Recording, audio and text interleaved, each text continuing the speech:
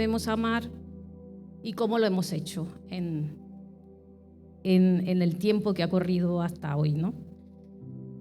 Cuando hablamos del amor, las opiniones son muchas. Cada persona tiene una historia, tiene una experiencia, tiene una manera de entender las relaciones.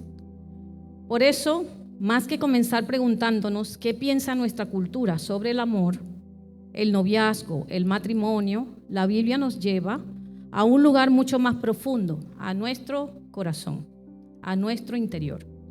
Proverbios 4:23 dice: sobre toda cosa guardada, guarda tu corazón, porque de él mana la vida. Cuando la Biblia habla del corazón, no se refiere solo a las emociones pasajeras, sino al centro de nuestro ser, donde nacen nuestros pensamientos, nuestros deseos, nuestras decisiones, nuestras motivaciones. Esto significa que el mayor problema de nuestras relaciones no comienza fuera de nosotros, sino dentro. Una relación no puede ser más sana que el corazón de quienes la poseen o la forman. ¿Qué quiere decir esto? Que una relación va a ser sana si el corazón está sano. Si el corazón no está sano, no podemos tener relaciones sanas. Bueno, no es una certeza como tal, pero es lo que más podemos pensar, que un corazón sano no puede dar algo bueno, ¿no? Como dice, del árbol malo no puede dar fruto bueno. Pues yo creo que un corazón que no está sano no puede dar un amor sano, aunque puede dar cosas buenas a veces, ¿no? Pero es por eso Dios nos dice que guardemos nuestro corazón, porque de un corazón sano brotan relaciones sanas, mientras que de un corazón herido o desordenado brotan formas de amar que terminan hiriendo. Para entender el propósito de una relación debemos ir al principio y preguntarnos: ¿qué había en el corazón de Dios cuando creó el hombre y a la mujer? ¿Alguna vez se han preguntado qué había en el corazón de Dios cuando nos creó, hombre y mujer? La primera vez que la Biblia habla de la relación de pareja no comienza con una prohibición, sino con una necesidad fundamental. Y hay un versículo que es Génesis 2:18, que es donde por primera vez Dios dice que algo no es bueno y que no es bueno que el hombre esté solo. Le haré una ayuda idónea para él. El ser humano no estaba incompleto como persona, pero el ser humano fue creado para vivir en relación, vivir necesitando amistad, familia, comunidad, compartir la vida con alguien.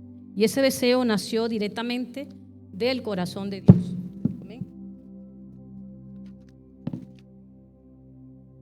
Y Génesis 2:24 habla del diseño de Dios para la relación entre el hombre y su ayuda idónea, su mujer. Dice así este versículo: por tanto dejará padre y madre el hombre a su padre y a su madre, se unirá a su mujer y serán una sola carne. Este mandato contempla 3 pilares fundamentales, que es la monogamia, un hombre y una mujer, una unión indisoluble, una sola carne, y fidelidad mutua. Y voy a desglosar esto en 5 principios claves. Primero, dice: dejará padre y a madre, formará un nuevo hogar. El hombre y la mujer forman una nueva alianza autónoma de vida, sin depender emocionalmente de su familia de origen. No quiere decir que se olvide de la familia de origen, pero sí tiene que formar un nuevo hogar con su pareja, dejando padre y madre. No dejarlo de honrarlos, ni de visitarlos, ni de estar pendientes, pero no depender ya emocionalmente de la familia de origen, sino ya construir una vida juntos. Segundo, un compromiso de fidelidad.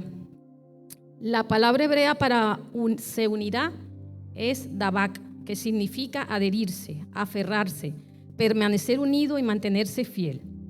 Esta misma palabra es usada en Deuteronomio 10:20 para describir la lealtad absoluta del pueblo hacia Dios. En ese versículo dice Dios: a él seguirás, y ese a él seguirás está unido a esa palabra dabak. En el lenguaje antiguo, esto no era ir caminando a la distancia, sino una adhesión inquebrantable. O sea, ibas unido a Dios como unido a tu pareja, como quiere el Señor. Entonces, y esa unión inquebrantable se llama pacto, y así lo llamó Malaquías en 2:14. Se llama al matrimonio un pacto, adherencia de un contrato, que es un acuerdo condicional. Cumplo, no es un acuerdo condicional, no es que yo cumplo si tú cumples. Eso es un contrato. El contrato termina cuando las condiciones no se dan. Un pacto no termina, un pacto es eterno. Un pacto es un compromiso basado en la fidelidad y permanezco contigo incluso en las dificultades. Tercero, exclusividad. Te unirás a tu mujer. Implica una entrega mutua y personal entre dos personas. Y esa unión debería tener una unidad integral, que es el cuarto principio. Serán una sola carne. Abarca más que la unión física. Significa compartir proyectos, alegrías, sufrimientos, fe y hogar. Y el quinto principio es igualdad en dignidad. Es decir, ayuda idónea. Génesis 2:18. El hebreo utiliza eser kenedot, que significa una contraparte de igual valor, que está frente a él, como su complemento. La palabra eser se usa incluso para describir a Dios como el ayudador de Israel. Entonces, una ayudadora, ¿no? Una ayuda idónea es un ayudador, es un igual, tiene el mismo valor y va siempre del lado de su pareja.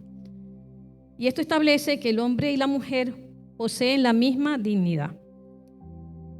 ¿Qué significa dignidad? El valor propio que tiene cada persona, solo ya por el simple hecho de tener vida, tiene un valor y tiene derechos.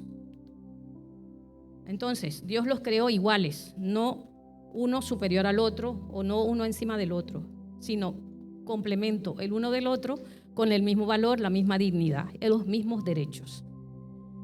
Pero ¿qué pasó? Que tras la caída, en Génesis 3, entra el pecado al hombre y su corazón se inclina hacia el egoísmo y rápidamente se fractura ese diseño que Dios tenía en el Edén y se fracturó en 3 áreas principales. Poligamia. Lamec, en Génesis 4:19, fue el primer hombre en romper ese modelo original. Tomó 2 esposas usando la acumulación de parejas como símbolo de estatus o deseo. Ya aquí cambia una parte de ese diseño. Ya no es mi ayuda idónea de igual valor, la que va conmigo, ¿no? La que salió de mi costilla, no. Es estatus y deseo. También el machismo. El machismo es un conjunto de actitudes, conductas, creencias, discriminación, menosprecio e imposición. Y también cosificación. Cosificación es tratar a una persona como un objeto o cosa, ignorando su dignidad y su derecho. O sea, que la ayuda mutua se convirtió en una dinámica de dominación y propiedad y de menos valor del uno del otro, ¿no? Y también entró la infidelidad y el divorcio fácil. La unión permanente fue quebrantada por el adulterio, por el abandono y el repudiar a la pareja por motivos triviales. Por cualquier cosa, me divorcio. Incluso el pueblo de Dios cayó en estas prácticas y podemos verlo con los patriarcas como Abraham, Jacob, ¿no? Los reyes, David, Salomón. Acumularon mujeres y concubinas por impaciencia, por rivalidades, por alianzas culturales, trayendo así una profunda división y desviación espiritual. Se rompió el diseño. El pecado dañó ese diseño y esa idea que el Señor tenía al principio, ¿no? Y a raíz de eso surge la ley. El Señor le da a Moisés para 2 fines específicos. Primero, la ley surgió para restringir el daño. No se dio porque Dios aprobara el divorcio, sino para proteger límites, para poner límites al abuso. Exigir un certificado de divorcio, como dice Deuteronomio 24:1, protegía a la mujer de falsas acusaciones de adulterio y le permitía rehacer su vida. Y también se creó la ley para protección de las vulnerables. Se crearon leyes para garantizar el alimento, el vestido y el techo a esposas secundarias, huérfanas o cautivas. Y Jesús lo resumió rotundamente en el Nuevo Testamento, diciendo: por la dureza de vuestro corazón, Moisés os permitió repudiar a vuestras mujeres, mas al principio no fue así. Mateo 19:8. A diferencia de la cultura actual, vamos a ver aquí cómo era el matrimonio, cómo se celebraba el matrimonio después de toda esta ruptura cómo se estableció la unión entre un hombre y una mujer en el pueblo de Israel a principios, ¿no? Y dice así, el matrimonio en la Biblia no se celebraba de una forma improvisada, sino no era tampoco un solo evento. Tanto en el Antiguo como en el Nuevo Testamento consistía en 2 fases separadas normalmente por un año. La fase 1 era el desposorio o el compromiso. Se llamaba Erusín o Kidushin. Se firmaba el pacto y se entregaba una garantía que se llama mojar. Los novios quedaban legalmente casados, pero vivían separados sin intimidad física por un año. Estaban legalmente casados y solo rompibles por un certificado de divorcio. Entonces ya vemos como ya desde el compromiso ya había matrimonio, o sea, había unión y ya era serio la unión de la pareja, ¿no? Y la fase 2 era la boda y la consumación. Se llamaba Nisuín. El novio preparaba un lugar en la casa de su padre y venía a buscar a la novia. Se celebraba la fiesta, iniciaban la convivencia y consumaban la unión. Ya el matrimonio era pleno porque ya compartían una vida en común. Entonces vemos que en el Antiguo Testamento el proceso estaba fuertemente centrado era en la alianza familiar y en la dote, que garantizaba que el novio tenía solvencia para proteger a la mujer.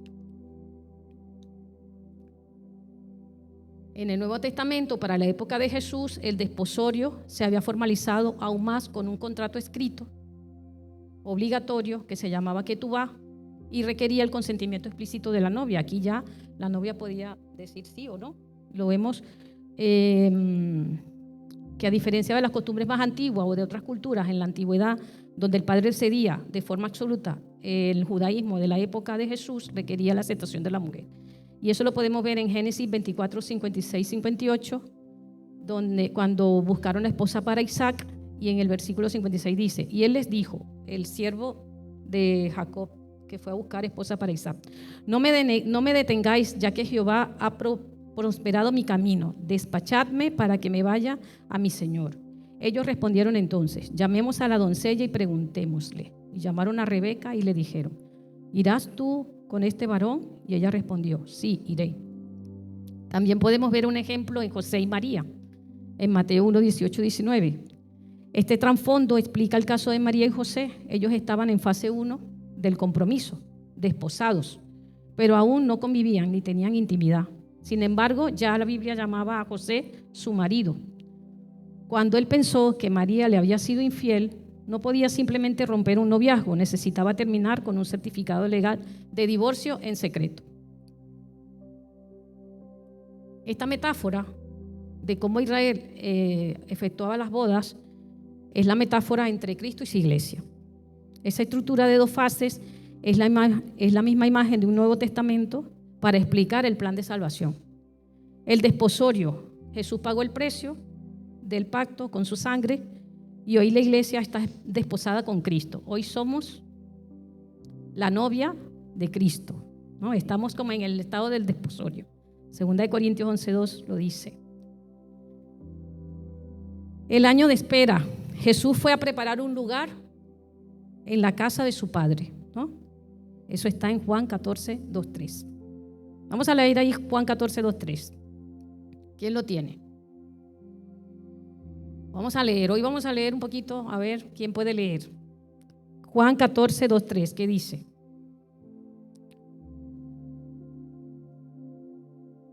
En la casa de mi Padre muchas moradas hay, ¿no? Ajá. Voy pues a preparar lugar para vosotros. Se fue Jesús a preparar lugar para la novia, a las bodas del Cordero. Apocalipsis 19:7-9. Gocémonos y alegrémonos y démosle gloria, porque han llegado las bodas del Cordero y su esposa se ha preparado. Y ella se ha concedido que se le vista de lino fino, limpio y resplandeciente, porque el lino fino es las acciones justas de los santos. Amén. Y el 9 dice, y el ángel me dijo, escribe, bienaventurados los que son llamados a la cena de las bodas del Cordero. Qué alegría y qué bendición, ¿no? Las bodas del Cordero serán celebradas cuando nuestro Señor regrese. Y es una imagen, una metáfora al lo que será el regreso de Cristo.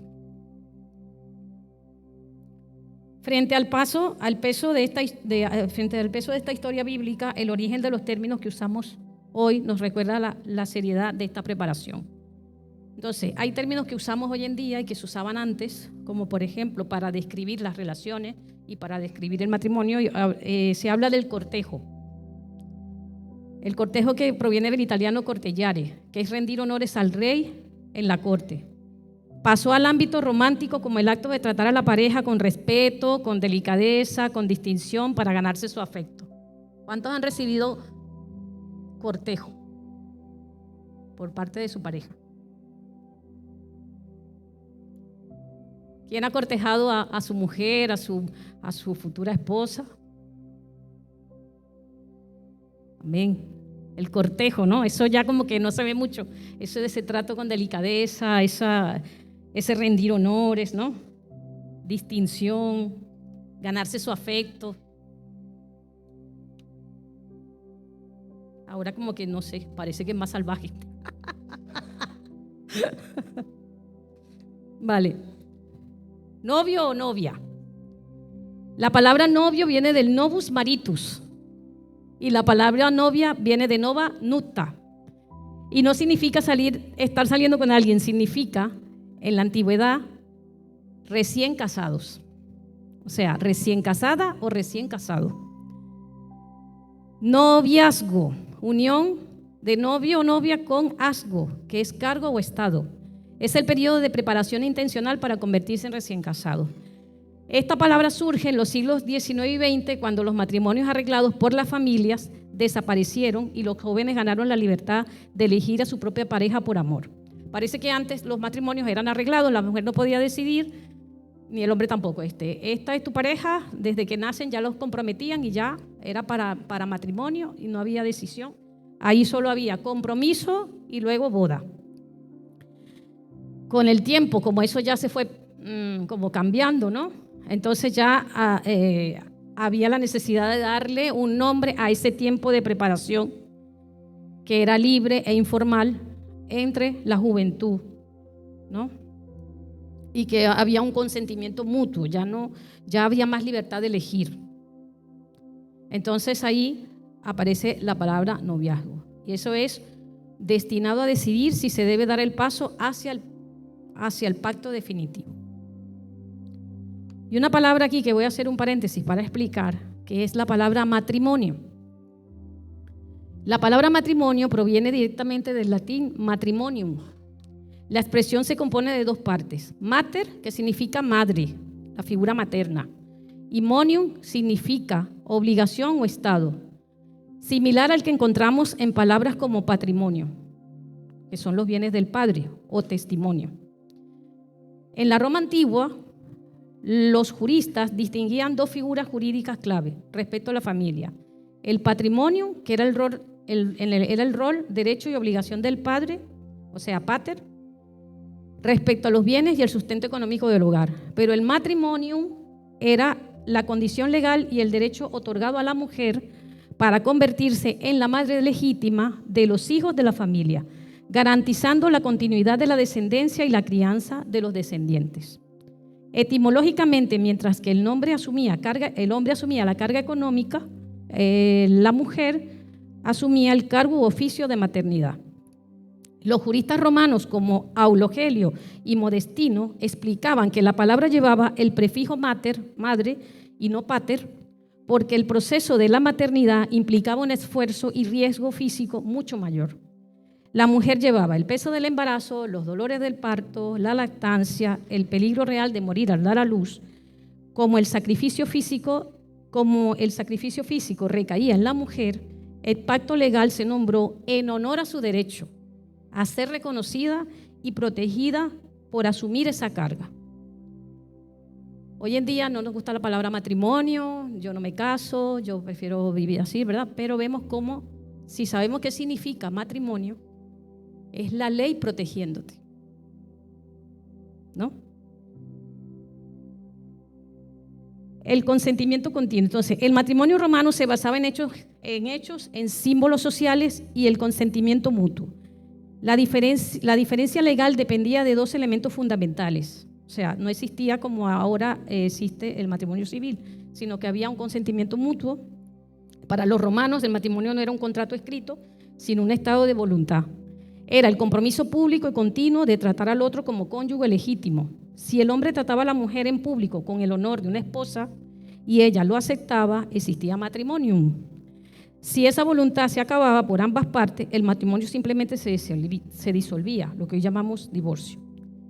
Y también había un ritual público de convivencia. En lugar de firmar un documento, la boda era un acto público social, donde la dedutio indonsa del marido. Entonces, había una procesión. El novio iba a buscar a la novia a la casa de sus padres y la llevaba en procesión por la calle hacia su nueva casa. Los testigos, ¿quiénes eran? Pues los vecinos, los familiares, los amigos, eran esos testigos vivientes. Ellos eran la prueba de que no se trataba de una relación secreta o informal. Cruzar el umbral. Entonces ahí el novio, cuando llegaba a la casa, cargaba a la novia para cruzar la puerta de esa casa y para evitar que ella tropezara, porque se consideraba que era de mal presagio que la novia al entrar a la casa tropezara. Entonces el novio por eso la cargaba.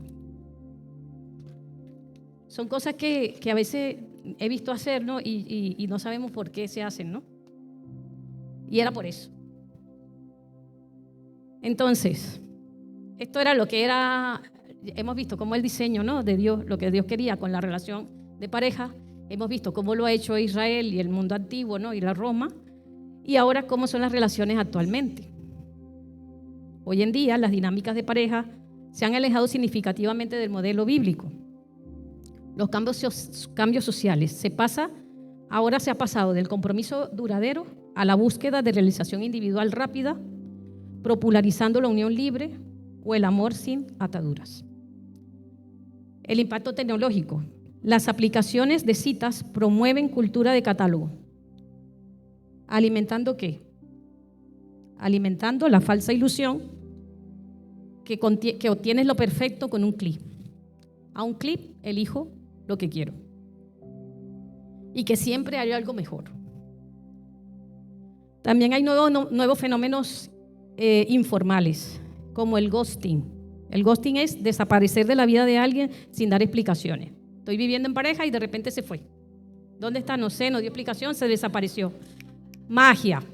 Estaba conmigo y de repente ya no existe, ¿no? El ghost.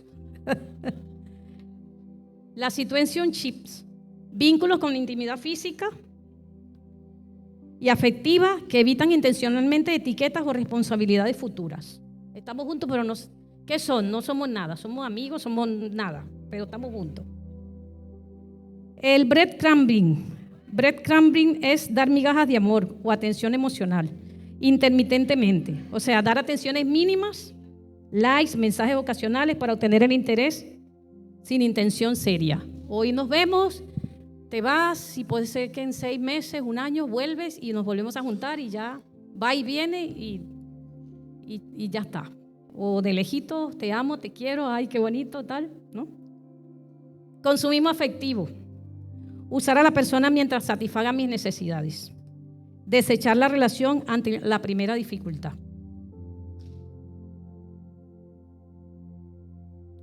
La cultura actual sostiene la idea de que primero convivo para probar y si funciona me caso.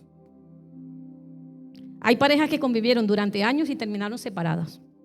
Hay matrimonios sólidos que no convivieron antes de casarse. Porque la estabilidad no la da un ensayo general, ni la da el conocerlo primero viviendo con esa persona. La da es el compromiso, la da el carácter, la da la gracia de Dios actuando en esa pareja. Por eso la perspectiva bíblica invierte la prioridad. Primero hago un pacto de amor y de fidelidad. Sobre ese fundamento construyo la convivencia. Entonces, en la convivencia informal, la permanencia depende de que las cosas vayan bien día a día. Si la cosa va bien, pues nos mantenemos juntos. En el matrimonio, con perspectiva bíblica, el pacto es el cimiento sólido que sostiene la relación aun cuando vengan días difíciles.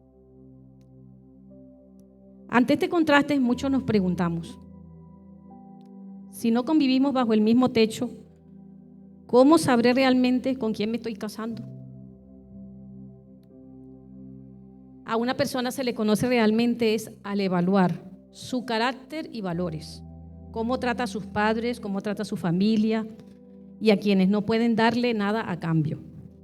También se le conoce cómo es su manejo emocional y del dinero, cómo reacciona ante el estrés, ante la frustración, las finanzas y las crisis. No necesito convivir para conocer eso, ¿sí o no?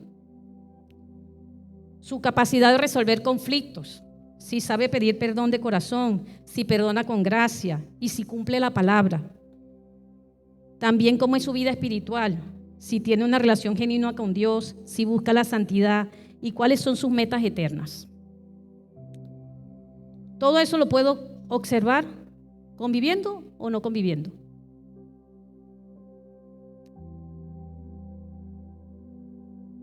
Simplemente con tener una amistad, ¿no?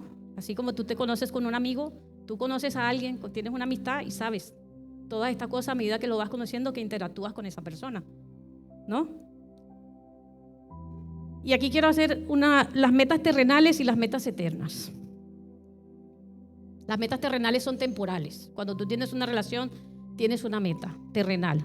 ¿Cuál es la meta terrenal cuando tenemos un compromiso, cuando nos casamos, cuando tenemos una vida en familia? Comprar una casa, tener un buen coche, ¿no? Escalar en la carrera profesional, viajar, acumular patrimonio, tener reconocimiento social. Pero eso termina cuando lo terrenal se acaba, ¿sí o no? Las metas eternas. ¿Cuáles creen ustedes que pueden ser las metas eternas? Así. Una meta eterna, a ver. ¿No? Sea honrado, discipular en santidad y amar como Cristo ama. Eso es una meta eterna que nosotros debemos tener como parejas, ¿no? Cuando iniciamos una relación. Las terrenales no es que están mal, pero estas son las principales, las eternas. Estas metas tienen un impacto que trasciende para la eternidad. Entonces, las metas terrenales, por supuesto, como dije, no son malas, porque trabajar, ahorrar, comprar una vivienda, eso es legítimo y es necesario. Sin embargo, cuando se habla de la madurez espiritual de una pareja, la pregunta clave es: ¿cuál es la brújula principal de tu vida? ¿Cuál es la brújula principal de vuestras vidas? ¿Cuál es la brújula principal en vuestra relación, en vuestro hogar, en vuestro matrimonio? Cuando evalúas a alguien observando sus metas eternas, buscas ver si en su corazón hay un compromiso profundo con las cosas que a Dios le importan. Eso es lo importante que tú tienes que ver en una persona.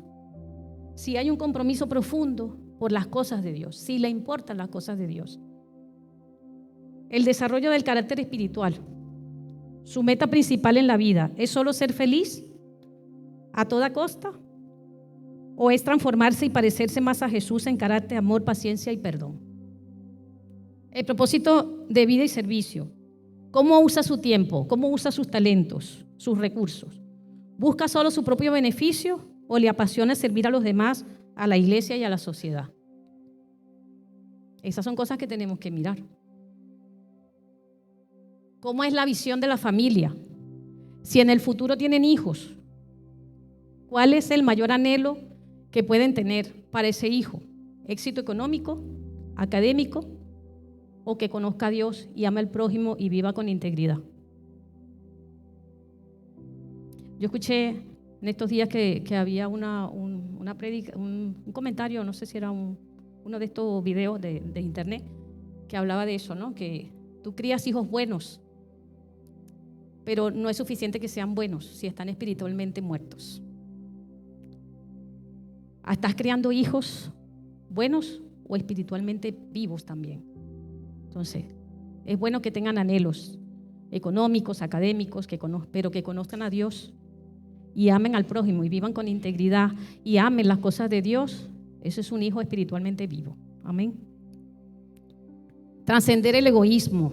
Una persona centrada en metas eternas entiende que la vida no se trata solo de acumular experiencias, o bienes materiales, sino de dejar una huella espiritual y moral duradera. ¿Y por qué es crucial entonces en el noviazgo y el matrimonio? Por una razón muy práctica, estas metas eternas. La belleza exterior y la juventud cambian con el tiempo. La situación económica no siempre es buena, puede subir y bajar.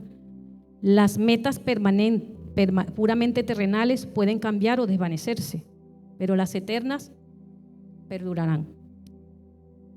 Si dos personas comparten valores y metas eternas, tienen un cimiento inamovible. Cuando lleguen las dificultades, cuando llegue la enfermedad, cuando llegue la crisis financiera, cuando lleguen momentos difíciles, no se va a ir huyendo. No se va a salir corriendo y se va y te va a dejar. O se van a dejar, ¿no? Sino que lo que los va a sostener es eso. No es el estatus social o el dinero, sino esa visión compartida de la vida, de la fe y del compromiso mutuo ante Dios.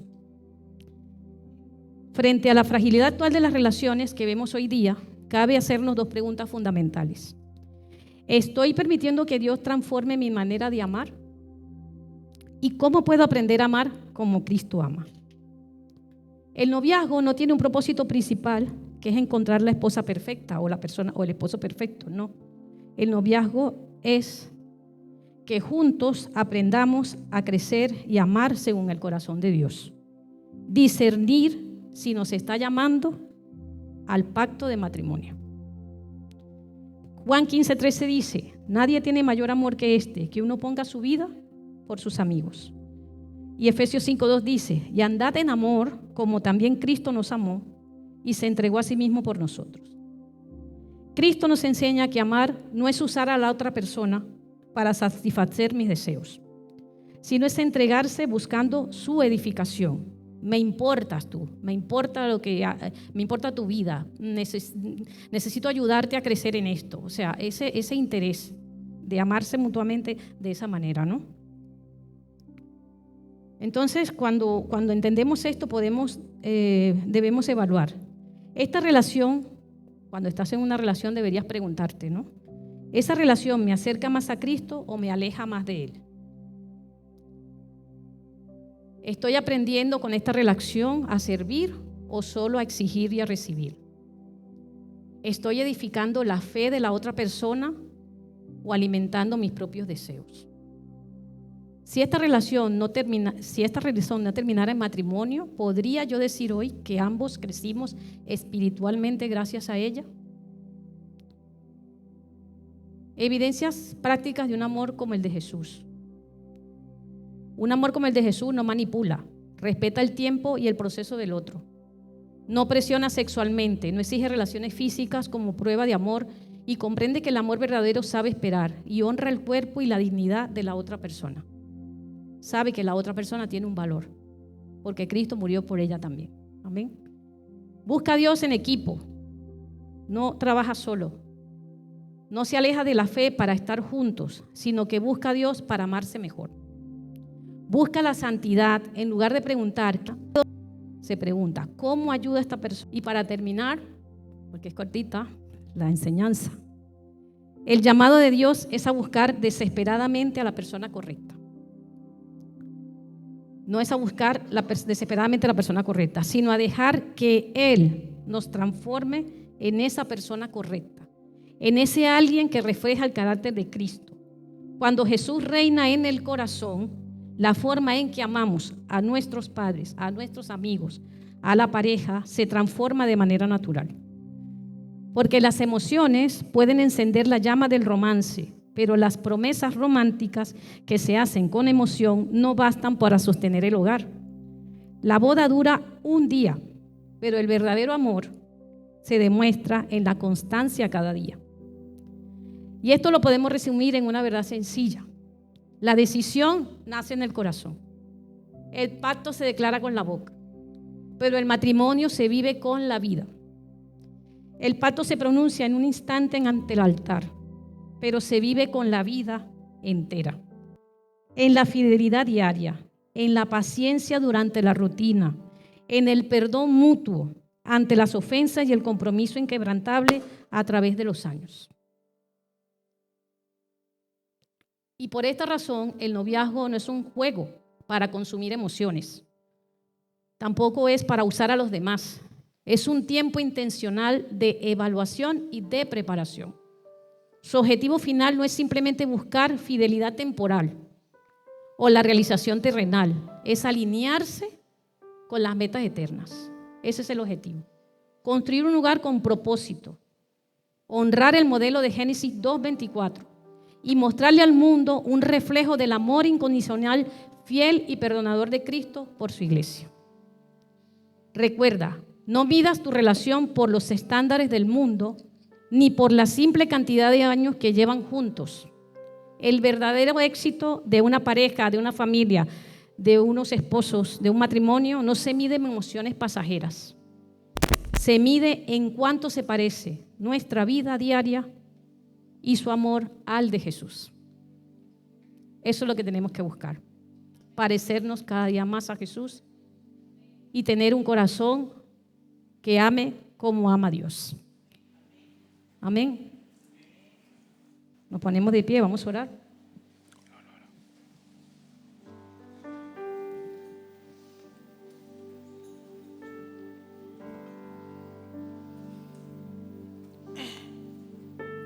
Señor, te damos gracias.